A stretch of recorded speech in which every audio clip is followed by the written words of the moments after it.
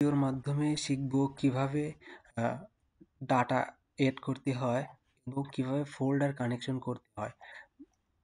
তো প্রথমে যাব আমি পিসিতে যাওয়ার পরে আমি নির্দিষ্ট একটা ফোল্ডারে যাব। আমি একটা ফোল্ডার এখানে ক্রিয়েট করব। এই ফোল্ডারের নাম আর জিআইএস দিলাম, জিআইএস। তো একটা ফোল্ডার ক্রিয়েট করলাম। এই ফোল্ডারটা ক্রিয়েট করার পরে যে কোনো ডেটা এই জিআইএস এর মধ্যে আমি রাখবো, যা আমি জিআইএস এর মধ্যে ওপেন করতে চাই। রাখলাম। রাখার পরে আমি ব্যাক যাব।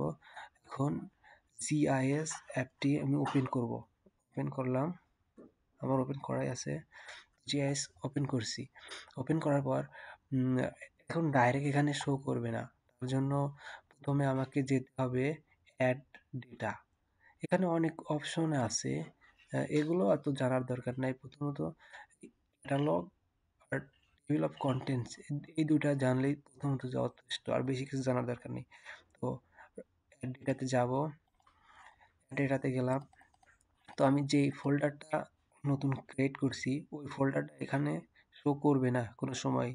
তার জন্য আমাকে এখানে যেতে হবে, কানেক্ট টু ফোল্ডারের পরে আমি পিসিতে গেলাম। পিসিতে যাওয়ার পর আমি এই ফোল্ডারের আন্ডারে এই জিআইএস ফোল্ডারটা খুলেছিলাম। এই ফোল্ডারটা আমি এখন অ্যাড করে দিলাম। অ্যাড করার পরে আমার এখন ওই ফোল্ডারটা শো করেছে যা আমি ইনপুট দিয়েছিলাম। এটা এখন অনেক ডেটা আছে যা আমি ফোল্ডারগুলো বা ডেটাগুলো অ্যাড করতে পারবো। এভাবে অ্যাড করে ফেলছি। তো অ্যাড করার পরে এভাবে অ্যাড করা যায়। অথবা ক্যাটালগ নামে একটা অপশন আছে, এটা দিয়েও অ্যাড করা যায় ওই একইভাবে।